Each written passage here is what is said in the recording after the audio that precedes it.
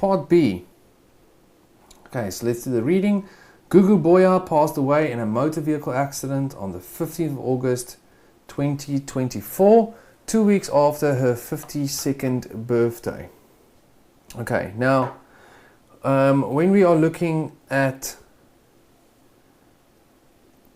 any situation where a person passed away or significantly changed ages, you're probably going to have to calculate the days. Okay, so let's quickly do this. So this tax year that we're going to be looking at here runs from the 1st of March 2024 until the 28th of Feb 2025. Okay, so let's put the 15th of August there. That would mean it's 168 days. And this is 179 days. Okay.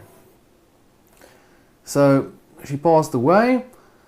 She is survived by her husband Jacob, who is 56, so he's also younger than 65, and her two children, Gift and Cabo. Gift turned 17 on the 1st of December and is currently in high school, so he's a minor. Cabo is 23 and emigrated to Dubai, so he is a non-resident. He returned to South Africa in August 2024 for the first time since immigration for 8 days to attend his mother's funeral. Gugu founded the Boya Trust in 2020 for the benefit of his spouse and children. Further information on the assets held by the trust is provided below. Okay, now, before we climb into the details here, there's a couple of things I'm going to remind you of. When we are looking at section 7, remember this applies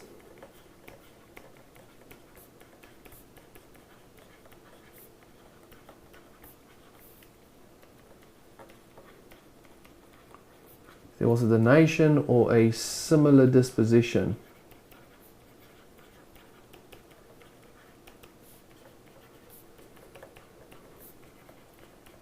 It has nothing to do with trusts.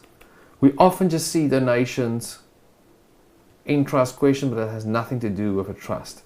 Okay, so we're going to follow this process when we're looking at trust type questions. We're going to ask ourselves, the first question is,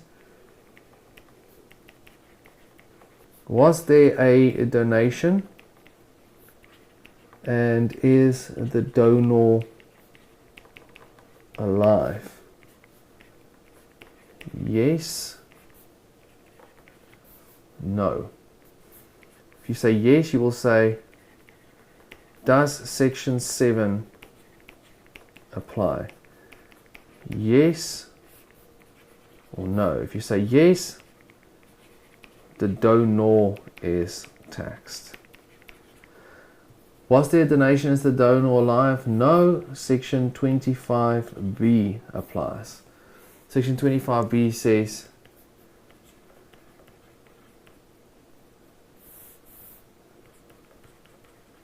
beneficiary with vested right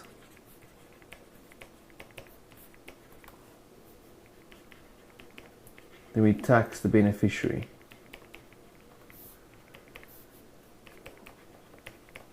Trustees distribute to beneficiary, so if there's no vested right, we tax the beneficiary.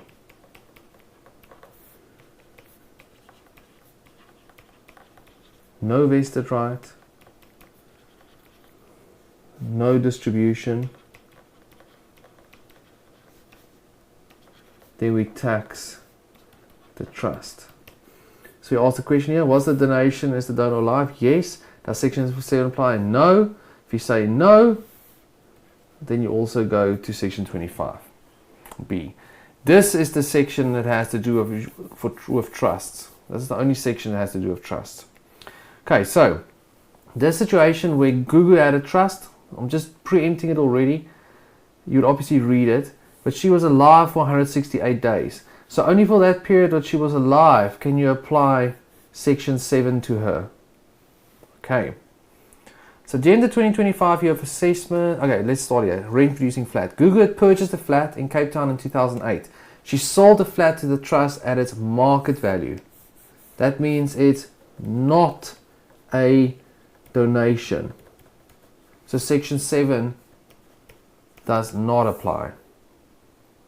The flat generated income to which no beneficiary has a vested right. Okay, so if it's not paid out, it's going to be taxed in the trust. During the 2025 year of assessment, the trustees decided to sell the flat and commenced looking for a buyer.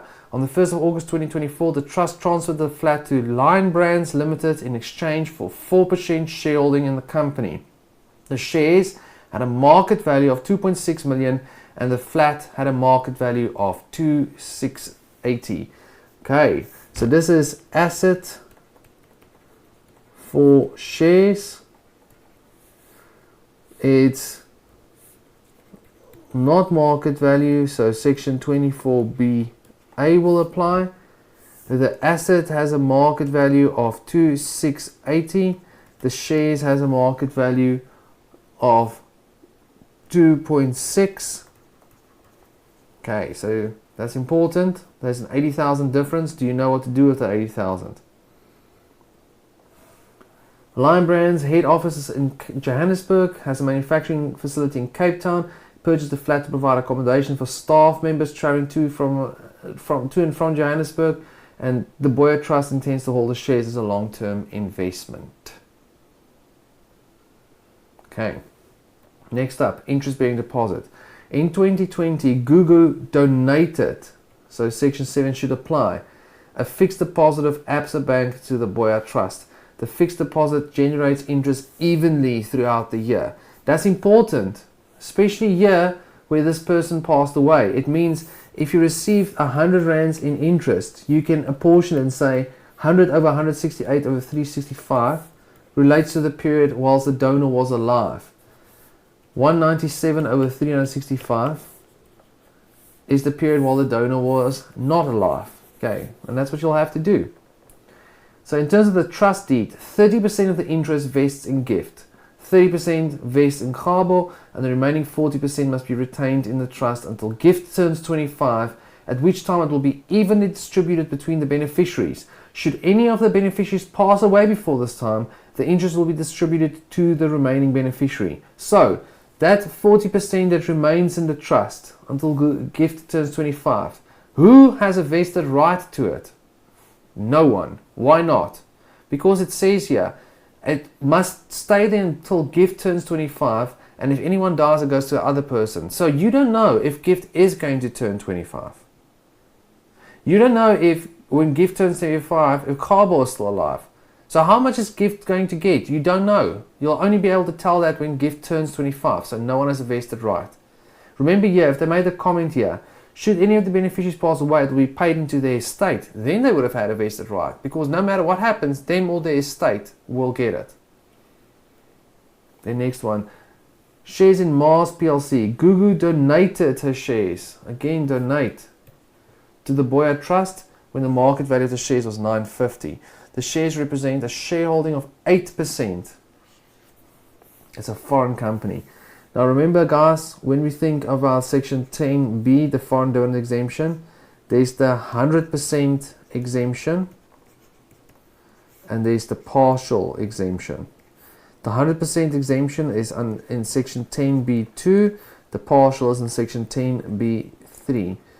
The most common 100% exemption is if you have more than 10% of shares, or 10% of shares, let's rather say 10% or more of the shares. So the fact that they have 8% means they're going to sit here. No beneficiary has a vested right. The distributions are made at the discretion of the trustees. The foreign dividend are all subject to a withholding tax of 10% of the gross dividend paid. Okay. So again, you have to put a gross amount in, and again, if they had to ask you for the tax liability, you would have to do section 6 quart here. Okay, section 6 quarts only when you ask you to do the tax. Okay, so then they give us this. So here's the rent producing flat. I'm going to write here there's no donor. And then there was a donor here, and that was Gugu and Gugu. So that gives a gross amount. Okay, then pay attention to these dates here. The 1st of July, Gugu, still alive. Over here, Gugu passed away.